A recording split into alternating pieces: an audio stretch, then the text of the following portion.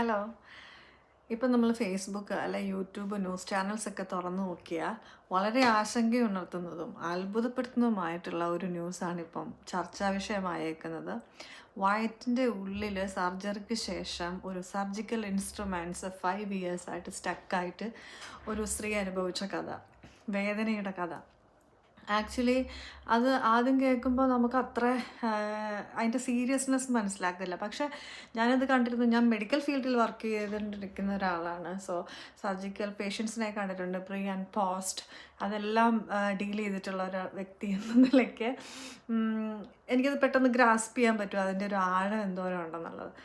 അപ്പോൾ 5 വർഷമായിട്ട് അവരനുഭവിച്ചുകൊണ്ടിരിക്കുന്ന വേദന, അതിനെയെല്ലാം വളരെ നിസ്സാരവൽക്കരിച്ച് ആ ഡോക്ടറുടെ വീഡിയോ വന്നു കഴിഞ്ഞപ്പോഴാണ് ഇത് കൊള്ളാമല്ലോ, എന്താണ് ഇവരിങ്ങനെ, അത് ഒരു ഇത്രയും വർഷത്തെ എക്സ്പീരിയൻസ് ഉള്ള ഒരു സർജനും കൂടി ആയിട്ടുള്ള ഒരു ഡോക്ടർ ഈ ഒരു രീതിയിൽ പ്രതികരിക്കുന്നതെന്നുള്ളൊരു ചിന്ത എന്നിലായിട്ട് വന്നത്. കാരണം നമ്മൾ അവർ തന്നെ അതിനകത്ത് പറയുന്നുണ്ട്, പ്രീ ഓപ്പ്, അതായത് സർജറിക്ക് മുമ്പ് നമ്മൾ ഇൻസ്ട്രുമെൻറ്റ്സ് എല്ലാം വെച്ചിട്ട് അതിന് കറക്റ്റ് മെഷർമെൻറ്റ്സ് ഉണ്ട്. ഇന്ന അളവിലുള്ള ഇത്ര എണ്ണം, അതായത് നമ്മുടെ gauze piece, cotton balls, forceps, mosquito forceps, scissors, എന്തായിക്കോട്ടെ, ക്ലാംസ്, ആർട്ടറീസ്, എന്തായാലും അതിനൊരു സർട്ടൻ നമ്പറുണ്ട്. 10 എണ്ണം ഇത്, 5 എണ്ണം ഇത്, അങ്ങനെ.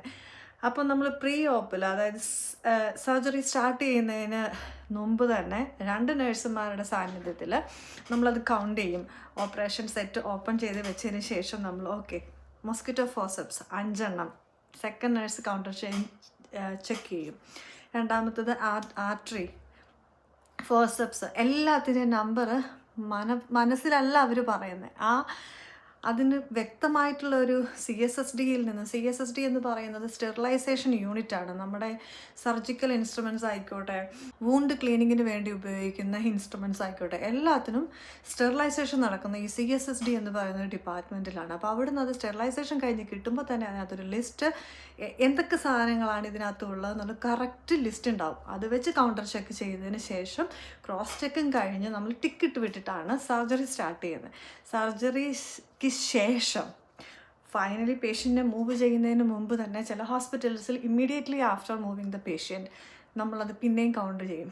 യൂസ് ചെയ്ത കോട്ടൺ ബോൾസ്, യൂസ് ചെയ്ത ഗോസ് പീസസ് 10 എണ്ണം പ്രീ ഓപ്പിൽ ഉണ്ടായിരുന്നു, സർജറിക്ക് മുമ്പ് ഉണ്ടായിരുന്നെങ്കിൽ ആ 10 എണ്ണവും സർജറിക്ക് ശേഷം വേസ്റ്റായിട്ട് അവിടെ ഉണ്ടോ, അല്ലാതെ വേസ്റ്റ് ബിന്നിലോട്ടല്ല നമ്മൾ കൊണ്ടുപോയി സാധനങ്ങൾ ഇടുന്നത്.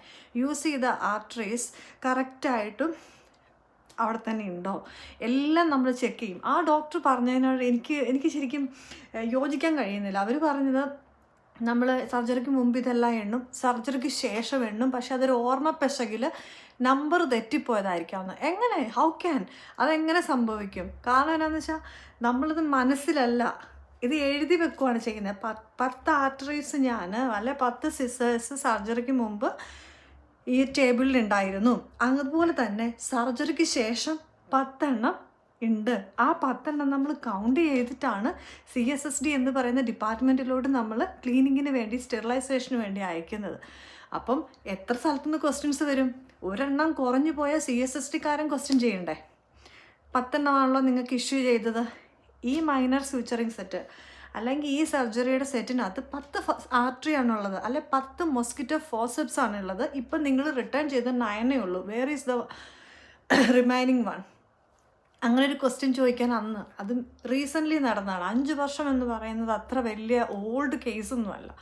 5 വർഷത്തിൻ്റെ ഉള്ളിൽ എന്നൊക്കെ പറയുന്നത് അത്ര അഡ്വാൻസ്ഡ് ആയിട്ടുള്ള സർജിക്കൽ സെറ്റിങ്സ് നമ്മുടെ എന്താ പറയുക, നമ്പർ 1 കേരളത്തിലുണ്ട്, അല്ലെങ്കിൽ ഉണ്ടെന്ന് അവകാശപ്പെടുന്നുണ്ട്. അപ്പോൾ എന്തുകൊണ്ട് ഒരു സെക്കൻഡ് നേഴ്സിൻ്റെ കൗണ്ടർ ചെക്കോ CSSD എന്നുള്ള ഒരു ക്വസ്റ്റ്യനിങ്ങോ ഇല്ലാണ്ട് പോയി? അതിനുശേഷം ഇപ്പോൾ അവർ പറയുന്നത് 5 വർഷമല്ല 50 വർഷവും സർജിക്കൽ ഇൻസ്ട്രുമെൻറ്റ്സ് വയറ്റിൽ കുടുങ്ങിപ്പോയി കഴിഞ്ഞാൽ ഒരു കുഴപ്പവും പറ്റില്ല. എനിക്കതിനോട് യോജിക്കാനേ പറ്റുന്നില്ല.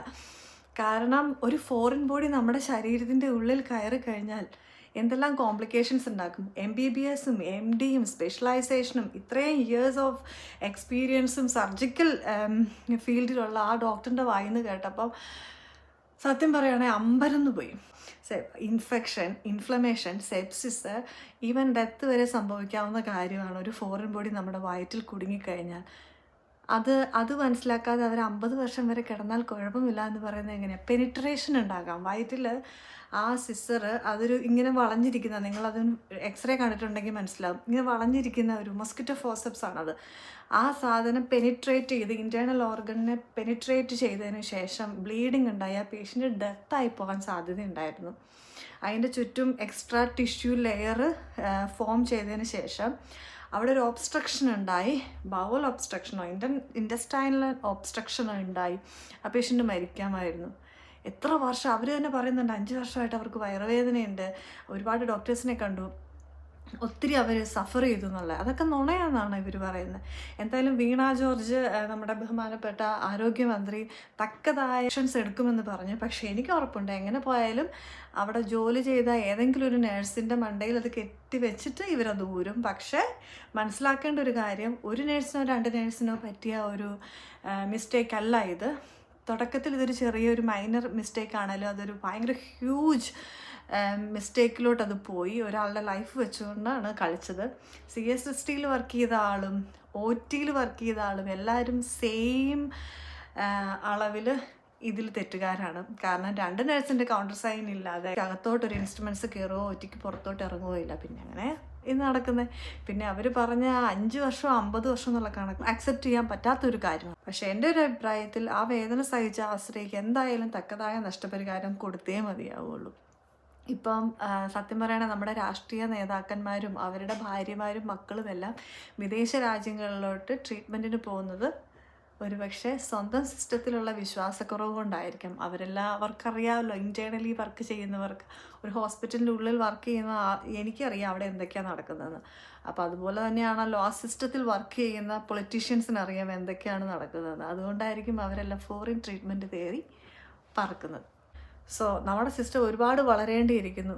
ഇനിയും വീണ ജോർജും പിണറായി വിജയനും ഒന്നും നമ്പർ 1 കേരളയാണ്. കേരളത്തിലെ ഗവൺമെൻറ് ഹോസ്പിറ്റൽസിൻ്റെ സ്ഥല സൗകര്യങ്ങൾ അല്ല ഫെസിലിറ്റീസ് കണ്ട് പ്രൈവറ്റ് ഹോസ്പിറ്റൽസ് അടച്ചുപോയി, വിദേശീയർ ഉറ്റുനോക്കുന്നു എന്തൊക്കെയുള്ള തള്ളുമ്പം ഇങ്ങനത്തെ കുറച്ച് കാര്യങ്ങളും കൂടെ ശ്രദ്ധിച്ചാൽ നല്ലതായിരിക്കും. പാവപ്പെട്ട നഴ്സുമാരെ മാത്രം എല്ലാ കാര്യത്തിലും കുറ്റപ്പെടുത്തിക്കൊണ്ടിരിക്കരുത്. കാരണം അവർക്ക് നല്ല പരിമിതികളുണ്ട്. പേഷ്യൻ്റ് സ്റ്റാഫ് റേഷ്യോ എന്ന് പറയുന്നത് വളരെ ബോറാണ് നാട്ടിലത്തെ. നമുക്ക് തരുന്ന ടാസ്ക് ഈ തരുന്ന ഒരു 7 hours അല്ല 8 hours കൊണ്ട് കംപ്ലീറ്റ് ചെയ്യാൻ പറ്റാത്ത നഴ്സുമാരാണല്ല. എനിക്ക് നേരിട്ട് അനുഭവം ഉള്ളതുകൊണ്ടാണ് ഞാൻ പറയുന്നത്.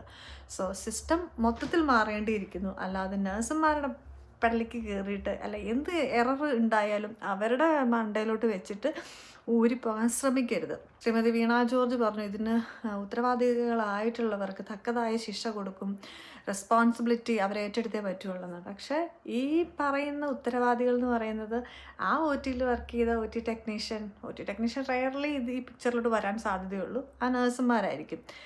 പക്ഷേ അതല്ല സത്യാവസ്ഥ. OT ടെക്നീഷ്യനും സർജനും നഴ്സസും ഈ CSSTയിൽ അതായത് സ്റ്റെറിലൈസേഷൻ യൂണിറ്റിൽ വർക്ക് ചെയ്ത ആൾക്കാരും ഒരുപോലെ പ്രതികളാണ്.